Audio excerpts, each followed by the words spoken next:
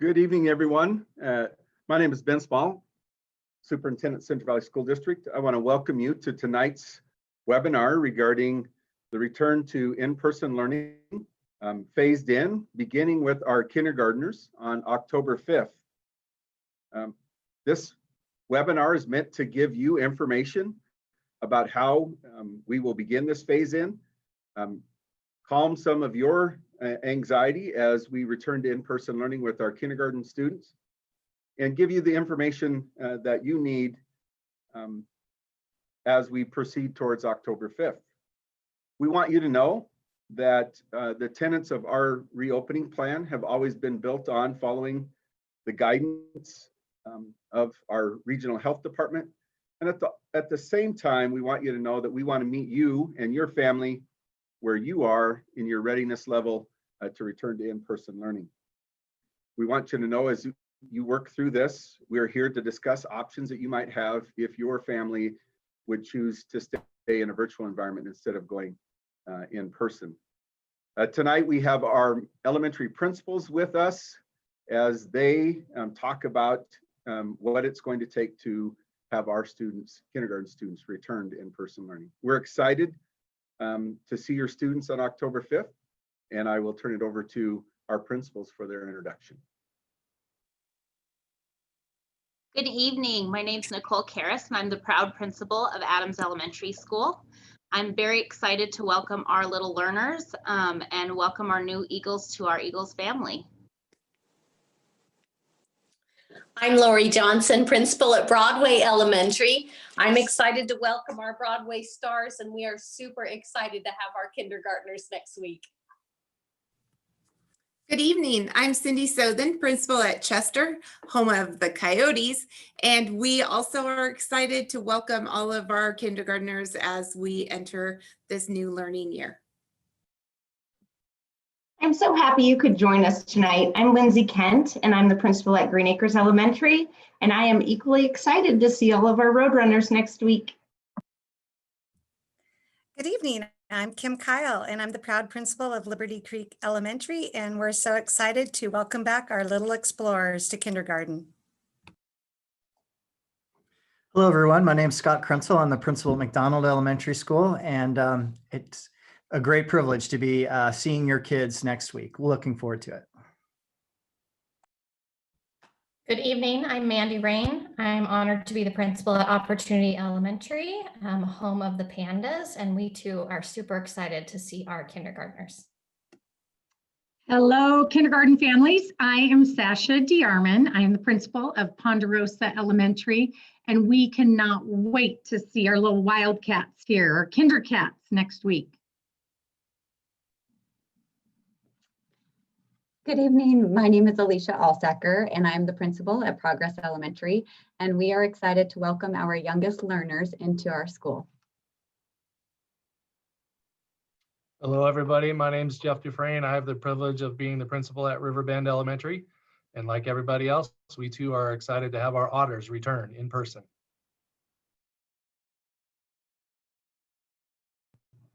Hi, good evening, everyone. I'm Stan Kepp. I'm the principal at South Pines Elementary School.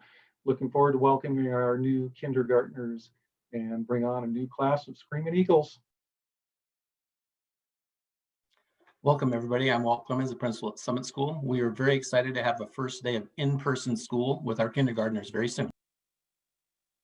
Hello, everybody. I'm Travis Howell. I'm the principal at Sunrise Elementary, and we are very excited to be welcoming our kindergartners back next week. Hello, families. I'm Melanie Kilgore. I am the principal at University Elementary. The kindergarten teachers here and I are really looking forward to welcoming our newest unicorns to their first day of kindergarten. Great. My name is Alex Evans, and I am the moderator for this evening. And what a fabulous group of principals here. I'm going to walk through what the agenda is for the evening. So first, we'll talk a bit about how families can help prepare their students for school. Then we'll go into the safety expectations, followed by a video that we've prepared that shows the check-in process for students when they arrive at school each day. Then we'll talk about the phased-in approach that the school district is taking. And then a few of the principals will go through a typical day at school and what it will be like in person. And then we'll cover student needs. And then finally, we'll take your questions. And so if you look at the bottom of your Zoom screen, and sometimes you have to move your mouse to see the bottom bar come up, you'll see a button that says Q&A. And if you click that button, you'll see an opportunity for you to type in your questions. So we'll be receiving all of the questions that you submit. We may not have time to get to answering all of them in live tonight on the webinar, but we will be collecting all of these questions and try to address as many as we can tonight. So with that, I'd like to turn it over to Principal Sothen to kick off the evening. Thank you. Thank you, Superintendent Small.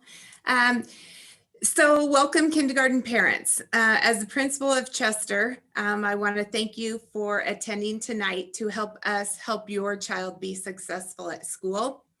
In Central Valley School District, we believe that student success is a partnership with staff at school as well as parents. So you know your child best. And by helping them understand some of the new practices that we will have at school, you will help them be more comfortable as they enter our doors next Monday or Tuesday. Here are 4 areas that you can partner with us before your child comes to school. The first one is practicing wearing masks. We will be wearing masks at school, except when we're eating or when we are outdoors. So if they get into the habit of wearing a mask, they will be successful at school and it won't be as big of a deal. Hand washing. We will encourage hand washing and hand sanitizing throughout the day. And letting your kindergartner know that this is occurring will make for another smooth transition. If you practice singing the ABC song with them, then it makes it more fun, as well as they know how long they will be washing their hands. Attestation tickets and temperature taking. When you picked up your packets of supplies yesterday or today, you would have received a tablet of the attestation tickets with your child's name on them. And if you would complete this form every morning, along with taking their temperature before you leave, and get into the practice of this, then you will know if there is a temperature or a concern with that before you even leave home. Lastly, social distancing. So please remind your kids that we are going to try to walk a safe distance from each other. We understand that kindergartners probably don't know what 6 feet looks like, so we will be working on that with them as well. But if you could kind of give them some reminders, then we will be working on it as well at school. And again, we want to make sure that students have a great time at school. Being prepared and loved by you as you send them out the door will make for the best day they can have when they come to us, and we work at making them be successful at school as well. So now I'd like to turn it over to Mrs. Kyle, and she's going to talk a little bit about school safety. Thank you, Mrs. Sothen. Hello, kindergarten parents. Again, my name is Kim Kyle, and I'm the principal at Liberty Creek Elementary. So we want to thank you for attending our webinar. Our schools and our teachers have been so busy preparing for in-person learning, and I can't tell you how excited all the teachers across the district are to have kids in person. One thing we have worked on is a safe arrival and dismissal for your students. Arrival and dismissal will look different this year to ensure social distancing. Here are some things you can expect at arrival each day. First, your students will be greeted at their car or at their school bus by one of our school employees. All students will have their temperatures checked before exiting the car or the school bus. Next, your students should have their parent-signed attestation ticket in their hand. A school employee will check the bottom box after checking their temperature and return the ticket back to your student. Students will then be directed to line up at one of our marked entrances. If a student arrives at school without a pre-filled attestation ticket, the school employee will give a blank attestation ticket to the parent and ask them to move to another location to fill out the ticket or to recircle through valet once the ticket is complete. And this will help alleviate wait time for all of our other parents. Attestation tickets will be rechecked by a school staff member as students enter into the building. If a student arrives by bus without a parent-signed attestation ticket, they will wait until our school office staff can call a parent to review the attestation questions. If there are no symptoms and no concerns with the attestation ticket, students will walk directly to their assigned classroom, where they will greet their teacher. All students will remain in their cohorted classroom group throughout the school day, and all breaks inside and outside of the building will be with their classroom cohort.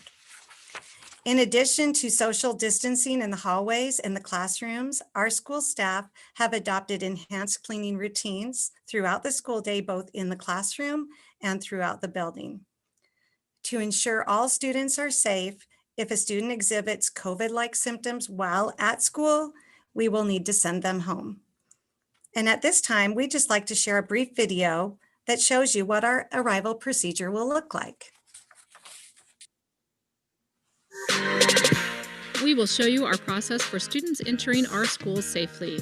You're helping us be able to have our students learn in person in a safe manner at our schools. We couldn't do all of this without you. 98. So I'm going to go ahead and write this down. Make sure the student has their mask and their attestation ticket before exiting the car. Then they will be ready to move to the coned area to enter the building. Come on, everybody. Get your tickets.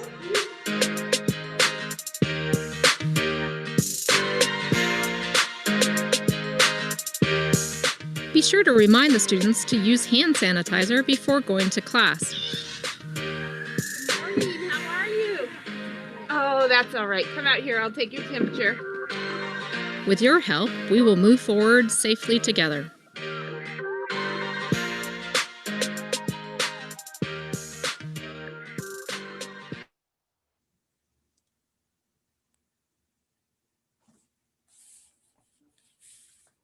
Wow, we're talking about the first day of kindergarten. What a milestone, what an exciting milestone for your child and for you and for us too. In order to make sure that your child feels safe and supported, teachers will welcome half of your child's class on Monday and the second half of your child's class on Tuesday. So your child, their first day will be either Monday, October 5th, or Tuesday, October 6th. If you haven't already heard from your school about the schedule, you will later this week. Starting with small groups like this will allow teachers to make a connection with your child and to create a warm and welcoming environment. It also helps us to set kids up for success by teaching them the routines and the procedures that they're going to need to know to be safe. On Wednesday, October 7th, and Thursday, October 8th, the entire class will be in school together. There will be no school on Friday, October 9th, because that's a professional development day. Your child will have 3 days of school next week, Monday or Tuesday, and then Wednesday and Thursday. Even when all the students are there, our class sizes are small to maximize learning, but also to help us to keep them socially distanced and safe. We know how important it is to get our kindergartners off to a good start.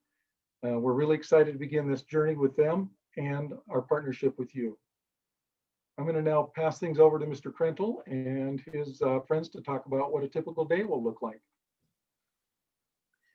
All right. Well, kindergarten is such a magical time, and as soon as they walk into the door, it begins. So the morning kindergarten classroom is designed to make them feel safe and part of the room while introducing social and emotional learning as well as academics. And it all kind of happens in this interwoven way.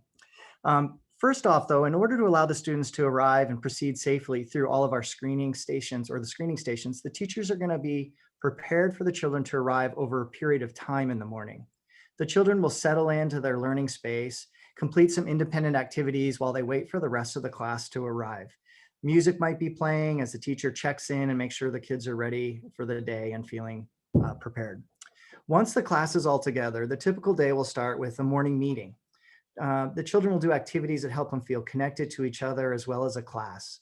Sometimes music is played and songs are sung, and morning rituals such as greetings and check-ins happen during this time. Everyone is included and recognized as being there. The morning meetings help children settle in for their day and provide just a purposeful chance to learn about feelings, working hard, being part of a class, as just some examples of the things that they learn. Part of this routine will also often be a calendar review, which introduces counting, observations about the weather, turn taking, and just other skills that we need as a kindergartner. Then, with very little noticeable transition, the teacher will lead the children into a large group English language arts lesson. And these lessons are rooted in stories or poems, picture books that are engaging and full of teaching opportunities. In fact, the teacher will also often make these story times so fun and engaging that the kids don't even realize all the foundational literacy that they're learning as they go through the story.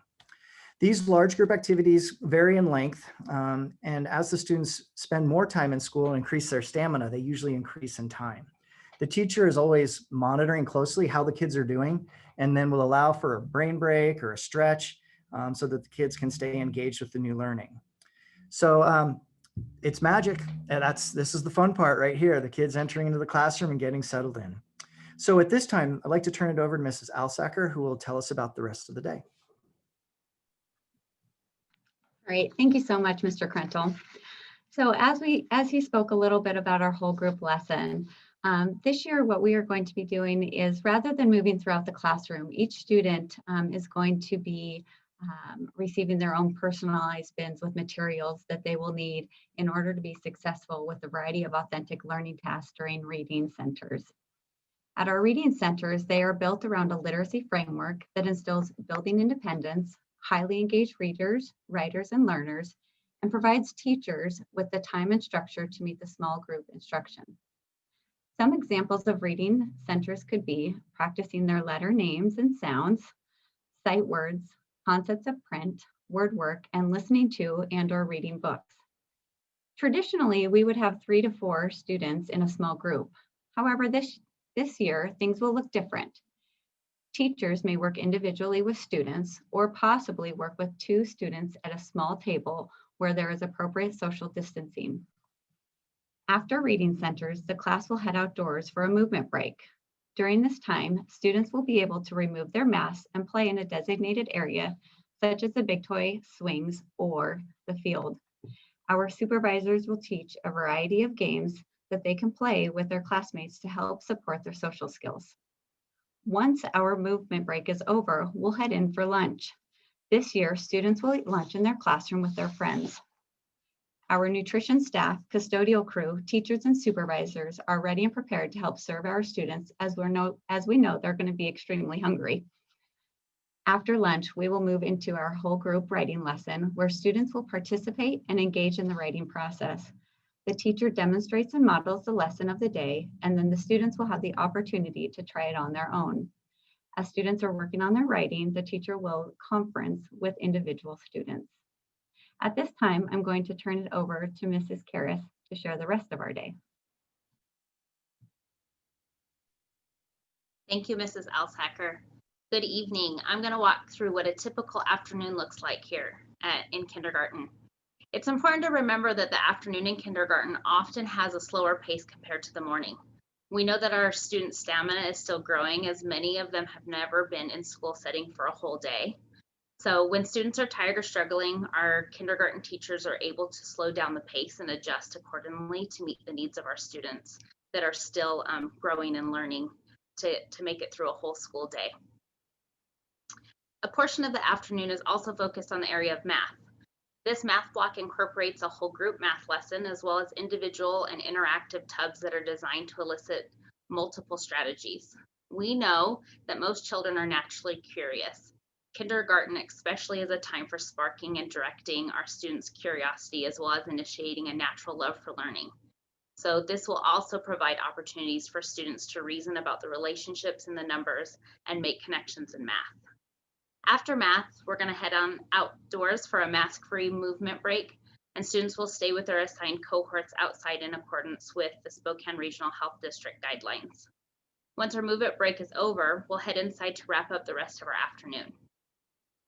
We then hold class meetings to discuss the things that happen throughout the day, to reflect on things that made us curious, as well as to continue to build that positive community culture and connections with one another. At the end of the day, we end with interactive play. Our kindergarten teachers have been busy developing safe ways to incorporate play into our kindergarten routine, as we know that interactive play provides our students with an opportunity to learn and practice the essential social, emotional, and problem-solving skills that they'll use throughout the school and beyond. At this time, I'm going to turn it over to Mrs. Kent, who will be talking to us a little about our approach with young learners in our current setting. Well, thank you, Mrs. Karras. So if you couldn't tell already, we are very excited to safely welcome your child to school. And since this year is so different and we need to change things up a bit from what we'd normally do for our young learners, we plan to take a safe but warm and socially distanced approach to loving on your kindergartners. This year, we'll be using a lot of visual cues for students to remind kids to keep that social distance and to keep their masks on in order to keep everyone safe. We will proactively teach children about safe distance and keeping their masks on by singing songs, reading social stories, and making learning about new procedures fun for our youngest learners. Even though we can't hug your child while they're at school, we're planning many different ways to show them love, encouragement, and to positively reinforce safe school appropriate behaviors. When your child follows directions, is making good choices, or working hard, you can expect our teachers to give thumbs up and encourage your kids with their words. Just like a soccer coach cheering and encouraging them from the sidelines, we can't always be right next to the children, but we can let them know that we're rooting for them every step of the way. We wave, we smile, we make eye contact, and we wait to show them that we're listening. We bend down to their level, even if it's from 6 feet away. This lets kids know that they're supported, cared about, and that what they have to share is very important to us. We show positive body language, like waving to them when they're in the building, nodding our heads, and giving words of encouragement to tell them that we're happy to see them and to hear their ideas. We applaud them, and when we clap for them, we encourage their classmates to do the same.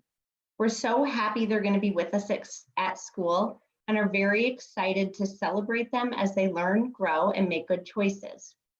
We also want you to know that we're attentive to their comfort level. And if they're reluctant, we do let them watch and listen until they're ready to join the activity. We look for opportunities to share their work or for them to join in when they're comfortable or ready. You can be assured that our kindergarten teachers are exceptional at understanding children's academic, social, and emotional needs, and they'll support your child through his or her first school experience. We want this year in kindergarten to be positive and motivating for our newest students. And I can't tell you how excited our whole staff, I think the whole school district, is to welcome them back to in-person learning next week. I'm going to pass the rest of this conversation off to Mrs. DeArmond. Thank you, Mrs. Kent. I am Sasha DeArmond, the principal of Ponderosa, and I am going to talk to you a little bit about what you can do to support your children at home after the school day. I will tell you that going to kindergarten is hard work. By the end of kindergarten, they will learn and work and play for 6 hours a day and then go home, and they'll still have energy to go outside and run and play with their friends. But I am telling you, these first couple weeks of kindergarten, they will be exhausted. They start asking us when lunch is about half an hour into the day. And I've heard many of my colleagues already talking about the stamina. And it takes a long time to build the stamina to go to kindergarten and basically work all day. As some of my other principal colleagues have said, it does. It takes a lot of stamina and it takes a lot of work to get through that day. So what I am encouraging you to do is to kind of follow your child's lead. If your child gets home and is exhausted and just wants to lay on the couch and take a nap, that's okay. And that is totally normal. That is what they need. We've actually had a few kindergartners falling asleep in class the first couple of weeks. So just know there is nothing wrong. They're just tired because they're working so hard. The other thing is they might be so excited. I mean, this is a whole new world for them. They are making new friends, they're seeing new people, they're going somewhere without you all day. And so they may get home and just want to talk your ear off and cuddle up in your lap and tell you everything that's going on in their little world. And I know that we are so busy as parents, working parents, having multiple children. But this transition for these little guys is so huge. It's one of the biggest transitions in their life and in their life so far. And so I think that that investment of time and love and support that you can give them, and that extra time that that we take right now will pay off huge for our youngest learners. And I'm going to say on behalf of all of my principal colleagues here and our entire district and all of our teachers, we are so excited to get your kids in person next week. And at that, I'm going to turn it over to Mr. Newton-Boom to wrap things up. Mr. Newton-Boom, I'm actually going to jump in and turn it over to all of you to answer some questions. Thank you again to all of the families who've been submitting questions in the Q&A function at the bottom. We're seeing them all come in and we've received a lot. So let's get started, and we have about a half hour to have all these great principals and leaders from the school district answer some questions. So the first question, we've had a few people ask this. So next week, as half of the students attend in person on Monday and the other half on Tuesday, what is the plan for the day where the students are at home? Will they be virtually learning, or what's the expectation there?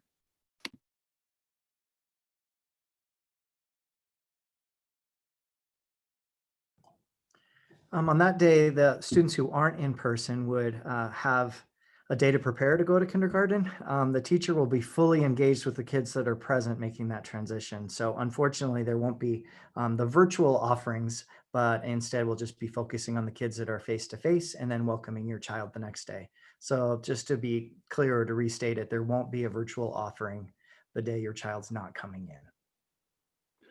And that said, one of the things that Central Valley School District did acquire this summer is a number of online curriculum such as Zern, Math, MobiMax.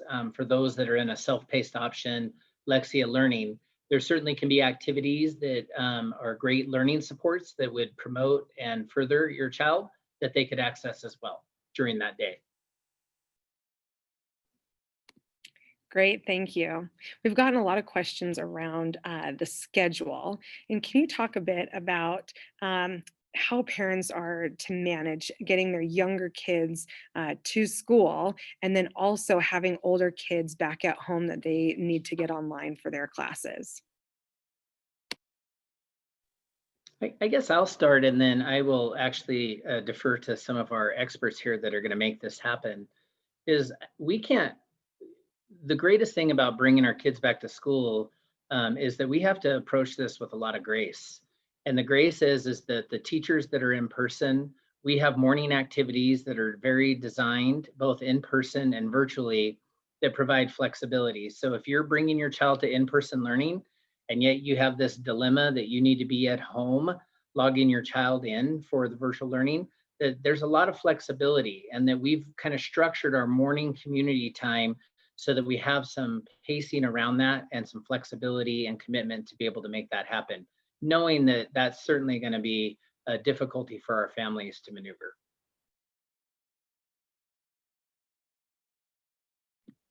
Anybody else want to add anything to that? Great, I've seen a few questions about Chromebooks. What supplies do students need to bring to school with them each day? And specifically, do students need to bring their Chromebook to school and then back home every day? I'm happy to answer that question. We know that we would like the children to bring a charged Chromebook back and forth in their backpack daily. We hope that they would bring a water bottle, and if they're bringing their lunch with them, they would put that in their backpack as well.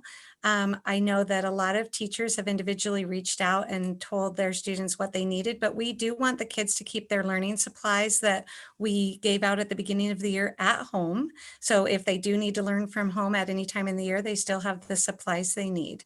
So hopefully that helps answer. Great, thank you. Lots of questions about drop off in the morning, and I'm hoping that someone could talk about why parents are being asked to drive their kids to school instead of having them walk. And then also some questions on if students would be allowed to walk home at the end of the day. Let me see if I can take that one. First, I'll just do a quick introduction to myself. My name is Eric Hogan. I'm the Executive Director of Elementary. I've been in the background a bit answering questions online, but since we've moved to this format, I've come onto the screen. So first of all, I've answered a few questions about parents coming to the school on the first day to say, goodbye or start their children off. The first day is going to be a little bit tricky with with our children coming in, but by having half of our kids come the first day and half the second day, we'll be able to accommodate that. So we certainly encourage our families to come drop their children off and say goodbye to their kids as they start this great journey. That being said, we are not allowed to have parents come into the building though. We're certainly able to say goodbye at the car or at the curb as we move along and bring our other children in through our screening stations. As far as walking, we're asking as many parents as possible to use either our bus transportation or drive and go through our valet lane so that we can our intent is to keep the screening going as smoothly as we possibly can. And that's why we'll have volunteers or our staff helping to check temperatures and get them through the screening stations and into the classrooms as soon as possible. And I think the other thing is this is certainly a double tricky time for our kindergarten families, differently, I think, than grades 1 through 5. You're sending sometimes your first child to school. It's already scary. And now we're in a time where it's very different. And as a former principal, I used to have my boohoo coffee and we understood the need to be there and feel secure. And we're just going to have to look at how we do that a little differently in supporting you. And if that means there's some follow-up conversations, if your child is upset, I'm certain that the people around this call right now will circle back with you, give you the reassurance and check in with you, because I know that you leave pretty unsettled. And so it will look differently, but I think the grace and the support will still exude from this group of leaders across our school district. The other thing I would say is I know walking is certainly a thing that we will reassess this first week. We want to have a successful start. Once we have a successful start, we'll reevaluate, is there another way that we can be able to accommodate some of our walkers that are only a half a block from school? And by the way, I'm Tim Newton-Boom. I did not introduce myself. I'm the Associate Superintendent of Learning and Teaching. I would just add, thank you very much, Tim and Eric. I would just add, one of the things that we are doing with our buses is we'll run our buses at 50% capacity, because we know that running our buses at 50% capacity lessens the chance that we would have an outbreak on a bus, which then could quarantine a number of classrooms within a single school. And so as we move forward with transporting your children to school, we want you to know that they're transported in a very safe, socially distanced environment. And at the same time, if you're struggling with getting an older child logged on, that transportation is available to you. And our transportation bus stops will be posted, I believe, tomorrow morning. So you could see where our bus routes are going to be, and if you want to take advantage of our transportation system. We're just trying to make sure that we keep our buses at 50% capacity so that we could do that in the safest way possible. Thanks. Will there be any late start days this year, or is it a consistent start time every day? It is a consistent start time every day. We will not have any late start Thursdays this school year. Thanks, Tim. Lots of questions about face shields, face coverings, face masks. Can students wear face shields instead of or in addition to masks? And when it comes to masks, is a gaiter neck mask acceptable or a bandana? I don't want to take anything from our principals, but I'll certainly happy to answer that question. I've answered that a few times in our chat. According to the guidelines, a face shield is only acceptable if a child wears a mask under the face shield or what is referred to as a skirt at the bottom of the face shield. Neck gaiter is no longer allowed. I think at the beginning of this in the spring, that was something that was being used throughout the public, but at this point, the health department is advised not to use those. Great, thanks. How might an increase or change in COVID cases in the local area affect this reopening plan? I will answer that. One of the things that we have done as a Central Valley School District throughout this entire process has been constant communication with Dr. Lutz and the staff at the Spokane Regional Health Department. One of the things that Dr. Lutz's work is looking at very closely, and I don't want to speak for Dr. Lutz because he can do that himself. I can tell you the metrics that we're looking at and what he has given us the opportunity and supported our phasing in of kindergarten cases or kindergarten classes is that the cases amongst students at this age are not very significant. Not that one case isn't significant to that child and that family, but we see a very low occurrence in our 4 to 6 year olds in the Spokane region. And so he's very comfortable supporting us bringing kindergartners back at this point in time. We will be evaluating and continuing that close consultation with Dr. Lutz as to what steps that we can take next. And when is it going to be safe for us to phase back in a first grade class, a second grade class, and so on. And so at this point in time, we have the plan to move forward with kindergarten, first and second grade, and we'll be in consultation with Dr. Lutz continually regarding the characteristic of the cases in our region and what he is seeing in the data regarding spread in schools and regarding those cases that our students and staff have. We have a very robust incident response plan. We have a very robust communication plan sent out so that parents can know exactly what is happening in our schools regarding COVID cases. And that's a great segue to the next question. Maybe could you talk just a little bit more about what the plan is for notifying families if there is a case in a classroom?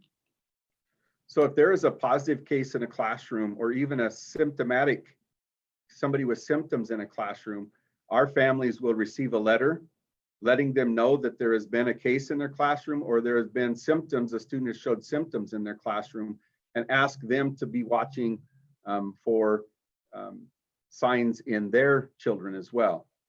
If there is a case in a classroom, there could be students within that classroom who are quarantined based on close contacts within that class and based on seating charts within that class.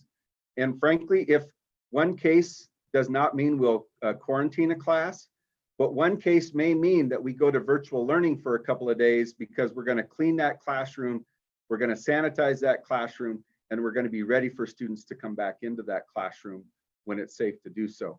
So one case doesn't mean the whole class is quarantined. 2 cases, the health department is saying that we have to quarantine the class. And so that would happen at 2 cases. At 1 case, it really depends on the close contacts within that class. It depends on whether the teacher was a close contact within that class. Depending on that, we would make a decision and communicate that decision to our families as to we're going to shift to virtual learning for a couple of days, and then we'll reconvene when we know the conditions in the classroom and we know that the classroom's been cleaned and sanitized. One of the things that we do is we have contracted with Belfour, which is an organization that we have had a long-term relationship with. They are professional cleaners.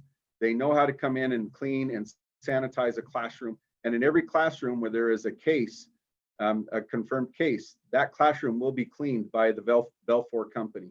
So when we return, we know that classroom is clean, sanitized, and ready to welcome our kids back. Thanks. You mentioned that if a classroom is quarantined, that they would move to virtual learning. If a child, an individual student, is sent home for a potential illness or because they have tested positive, are they able to transition to virtual learning from home while they're asked to be there? We are currently working on the best way to make that the smoothest transition as possible. But one of the things that we know because of our online learning curriculum that we have purchased is that it is much easier than getting the traditional homework and moving forward. So we'll work out the best way for that child to have a continuous academic learning program. How that's figured out at this point in time will be case by case. And as we get into this and experience it, we'll be able to answer that on a more global scale about how that's going to happen. Mr. Newboom, is there anything you would add to that? No, Mr. Small, I think you covered it. I think we do have a number of ideas to make sure that we have that continuity of learning, and that we will be working with families to ensure that. Great, thank you. Here's a question that's probably more geared toward the principals.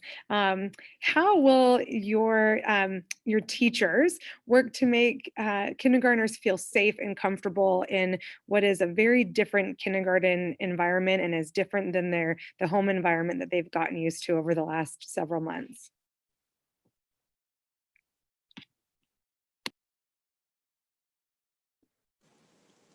I can start with that. Our teachers are superstars at making kids feel comfortable. It takes a very special person to teach kindergarten, and they are kindergarten teachers across the district for very good reason. One thing that is kind of working in our advantage is that they have seen their teachers virtually for the past few weeks. So that smiling face that's been on their computer screen every day, they get to come see in person. And the kids and parents that I've talked to are super excited about actually getting to be in the same room with that person they've been seeing on their screen. So they're very excited. I think starting in small groups allows the teachers to spend some extra time with each student the first couple days of school while they get to know them as people individually, teach the expectations, and spend a little bit of extra time at the very beginning. But our entire staff works together to make sure that all of our kindergartners feel comfortable and welcome. Thanks, Mrs. Johnson. Will kids be at their desks most of the day, or will they be moving around the classroom? I heard that they'll be doing some other activities outside of the classroom, but could you just talk a little bit about that?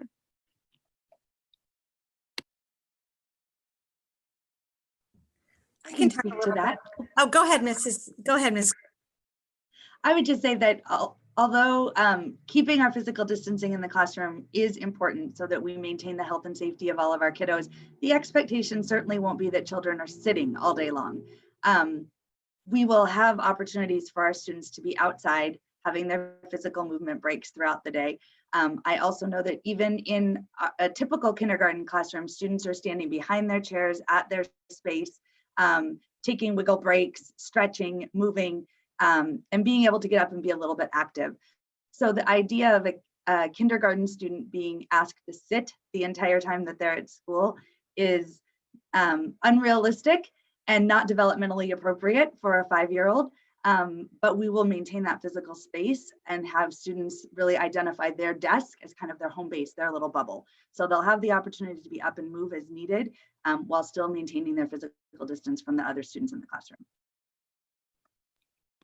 I would just add to that our teachers are super creative too, and they've already been discussing how they could maybe move outside for their read aloud and sit the students in a socially distance and have a little mask off time and get that read aloud time or do a wiggle break. So they're really creative in this. They're experts, and I think they do it every day, all the years, even when we weren't in times of social distancing, at maximizing whatever situation they're given. Thank you. Will there be any opportunities for parents to meet teachers if parents were hoping to come in on the first day in person and get to see the teacher face to face? Will there be other opportunities coming up for that? I unmuted first, so I'll take that one. We began the beginning of our year with basically parent-teacher conferences where we were trying in an attempt to meet families at that point, get them ready for our start into the school year and those parent connections. We will not be having parents coming into the classrooms on the first day. However, if a parent would like to meet their teacher, setting up an appointment with that teacher is certainly reasonable. It would be more of a Zoom style. Like we're doing right now, but certainly teachers meet with parents often throughout the school year and not necessarily always at designated times such as parent-teacher conferences. Great, thanks. Will there be a snack time during the day? And if so, do kids need to bring snack food from home for snack time? I think I may have just answered this one in the chat, so maybe I'll stop chatting and just stay focused here. Yes, snack time is something that's important for children and keeping their energy up and running. So we're asking that if families send a prepackaged snack from home, that's fine. We will have that in the class.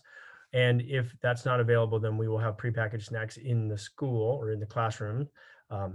I also answered in the chat just probably a question that may be embedded in that. At that time, children would take off their masks, which may be obvious since they're eating, but taking off their mask to have that snack time. Thanks, Mr. Hoagland. Lots of questions about lunchtime. If a family does not qualify for free and reduced lunch, will the meals still be provided free of charge?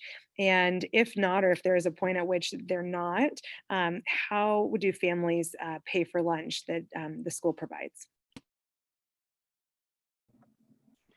So we will be providing a lunch for everybody who wants a lunch. And we can do that free of charge all the way through December 31st.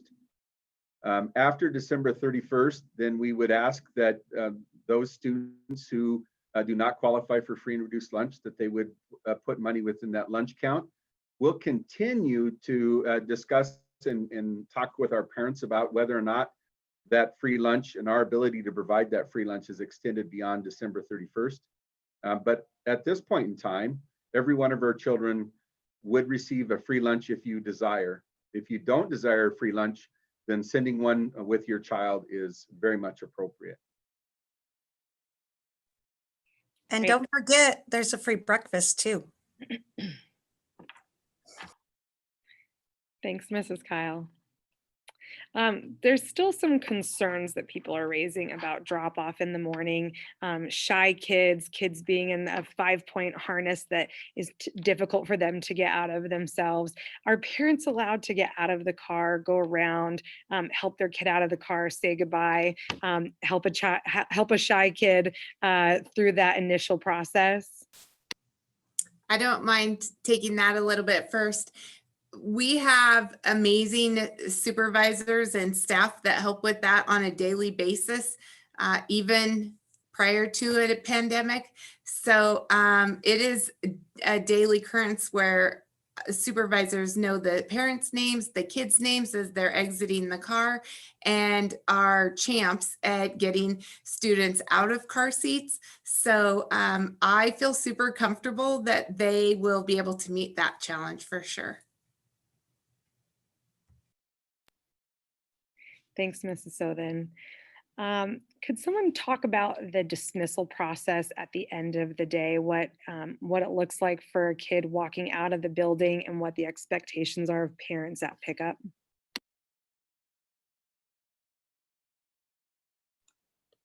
At the risk of putting someone on the spot here, Kent, could you take that one? You have a really good program that you had set up, and I'm proud of the work you've done. So I'd like you to be able to share some of that.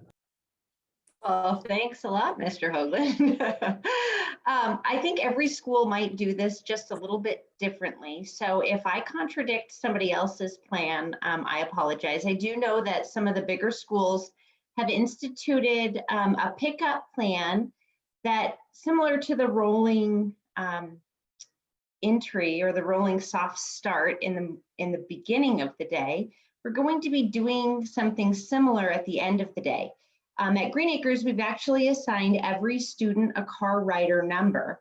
So as the parent, whenever they arrive within that pickup window to pick up their child, will enter their car rider number into a Google Sheet that is shared into all of the teachers' classrooms. So the teachers will be alerted that each child's parent arrives, and then we will escort them out of the building and safely load them into your car. So it might take a little bit of more time and patience, but it certainly will be a safe way to not only keep social distance at the end of the day, but make sure that we are delivering each car to an approved parent to pick up their child.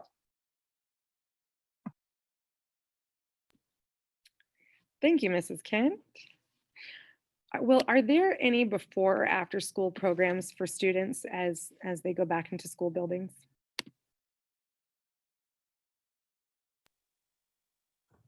At this point in our school system, we do not have any before or any after school programs. We do have a strong partnership with the Hub. And recently I was having a conversation with the executive director of the Hub, and he has some after school programs that we will be sending out to our school through our school's electronic newsletters very soon. And that might be an opportunity for families to have an after school activity if need be. Thanks. This is a fun one. How are bathroom breaks going to be handled? Are kids asking to use the restroom?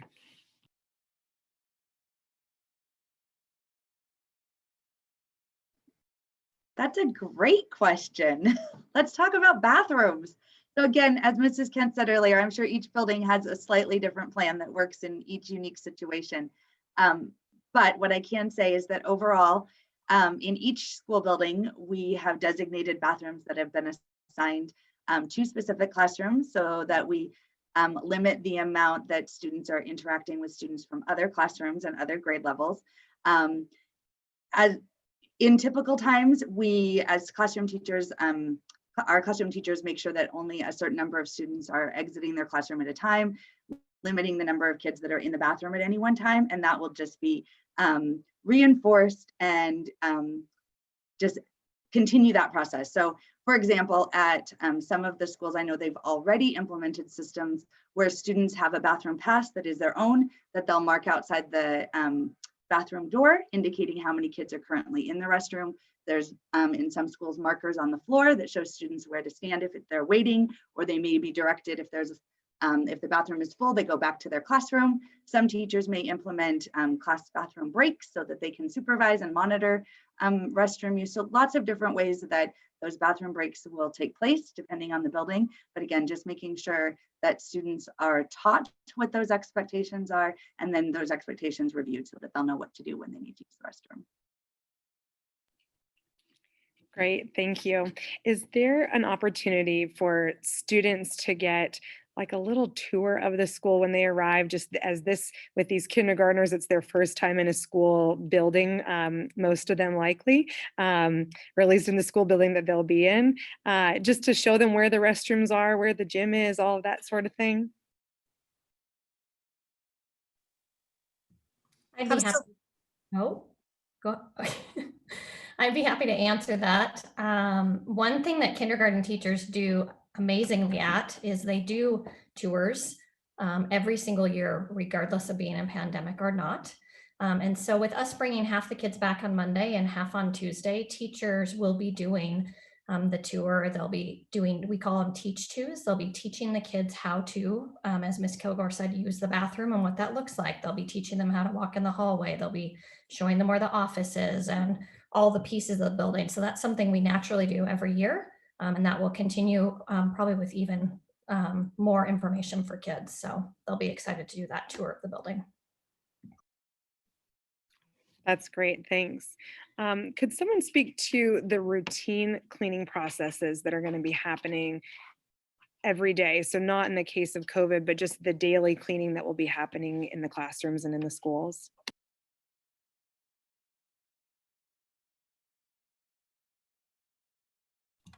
I did mention that in my portion of the discussion, so I can address that. Is our custodial team has enhanced their cleaning protocols and have consistently have a routine schedule to go and sanitize door handles and commonly touched areas in the classroom. Teachers also have materials to sanitize within their classroom after lunch, and really that hand washing that we're going to teach our kids to do and have that routine of doing hand washing consistently will also be very important, and wearing the masks. But the bathrooms will be, previously may have been cleaned twice during the day, but now they'll be cleaned about every hour or so. So we have a lot of different protocols in place to make sure that there's just a consistent cycle throughout the building of cleaning and recleaning. I think on the shirt tails of that, what I want to assure families is that all of our cleaning supplies are effective, but also are approved to be able to use in a school setting where we have children. I know that sometimes that can be worrisome. I know my wife gets worried that I use hand sanitizer probably way too much now, but we do have appropriate cleaning supplies that have been a longstanding practice that are effective to do this, that are safe for our students as well. So. Thank you. We're getting some questions about classes like music, library, PE. Are those kind of classes happening, and how, if so? I'll take that one to start. I think the challenge is reminding everybody that one of the things as we have planned this school year, planning back as far as July with a plan to reopen in person, we knew that at any point that we were returning in person that we needed to be able to practice the protocols for our Department of Health to reopen our schools. What that means is we have to have 6-foot distancing in classrooms. And to do that, we've really reduced our class sizes. So if you think in a traditional setting, a 5th grade classroom would typically have 28 students and now is operating anywhere between 17 and 19 students in a classroom. To do that, we have had to utilize all of our teaching staff across the district. Thankfully, we have great teachers, and great teachers can teach many different content levels. And one of the things that we have utilized is our music teachers and our health and fitness teachers, who are really jumping in and helping meet the core educational need across the district. So as long as we have to practice social distancing and keep our class sizes small, we will not have our traditional music and health and fitness and specialist time. However, we continue to look at ways that we can embed some of those activities within the core of the classroom through the classroom teacher. Thanks, Mr. Newtonboom. Some questions around the official drop-off and pickup time windows. How early can a parent get queued up in the morning to drop off their child? And what's that time window both in the morning and then in the afternoon?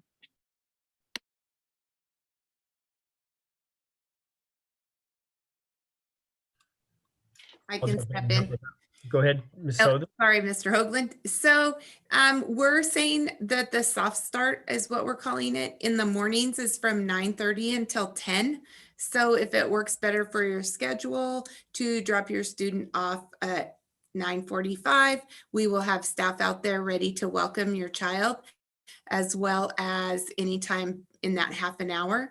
And then again, allowing that grace if you have older kids and you need to get them logged in as well. And then in the afternoon, I think it largely depends on how big a school is. I know some of our schools only have 1 or 2, 3 kindergarten classes, and so they don't need as large of a window for dismissal. Overall, if you are a larger school, you will need more time for dismissal to allow for that social distancing time as well. So I would say the departure is more dependent on school, which would be communicated through teachers and my colleagues as well. But 9:30 to 10 for mornings for sure. Thanks, Mrs. Southern. I know we're at 7:30, but there's just a couple more questions that I would like us to get to. The next one being, is there still flexibility to change options if you don't feel comfortable coming in person and would like to remain virtual, or if you'd like to move to in person and you would plan to stay virtual? Yes, we do have that flexibility. If you are still uncertain, please reach out to your school's principal, and then we will work on accommodating an alternative option for you that you feel safe in doing. Great. At this point, do you know when first graders will start, or any of the other older grades would start being back in person? But at this point in time, we have, with our plan for kindergarten through second grade, we would be notifying parents on October 12th if we are allowed or able to bring our first graders back on October 19th. And then if our first graders are going to come back on October 19th, we would have another webinar the Wednesday before, and we would be talking to our first grade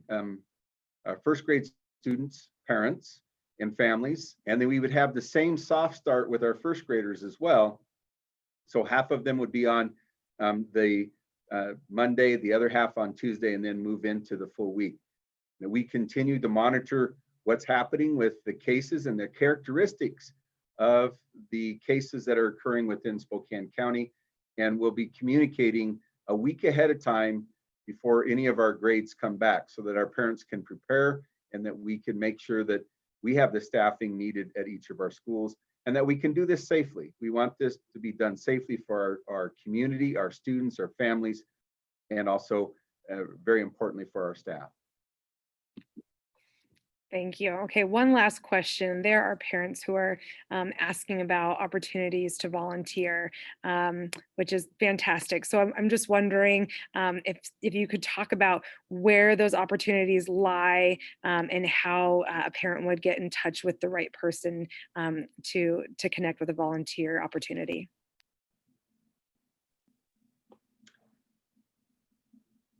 I think that I can take that. We actually have a long-standing volunteer process in our school district, and we are actually really hoping that we have a number of parents that want to give back to our schools. And we have a process, so reach out to your school office, your school principal. We can certainly get that information out on the process for that. Sometimes it's just another set of hands on deck. It's just being able to guide kids through the hallway.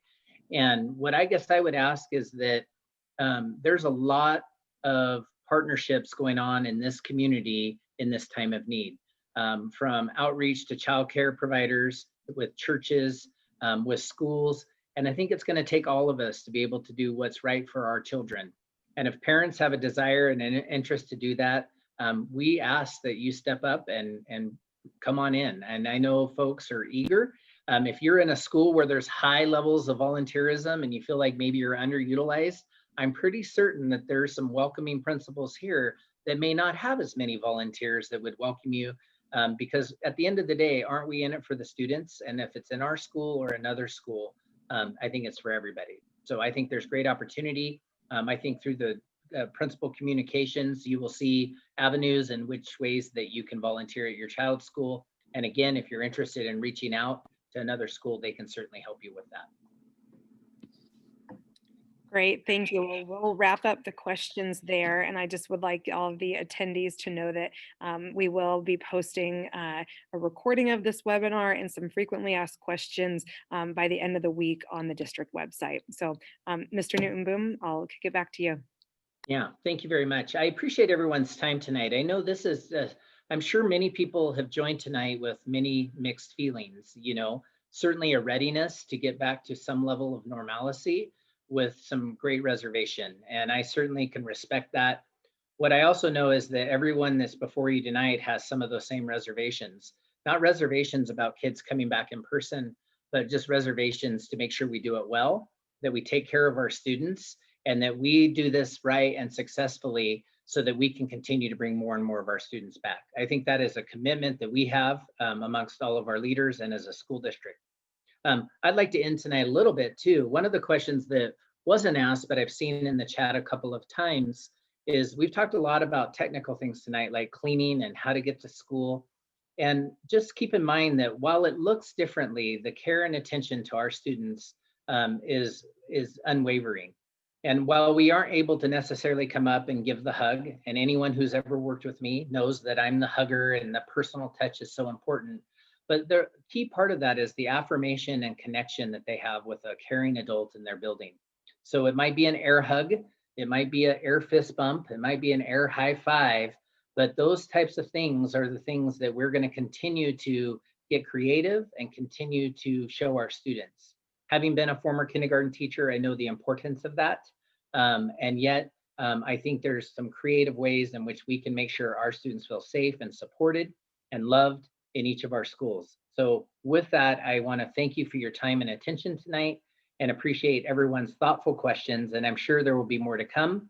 Please reach out to your school if there's something we didn't answer. And if they don't have the answer, we will certainly support getting that to them. So thank you so much. Have a great evening.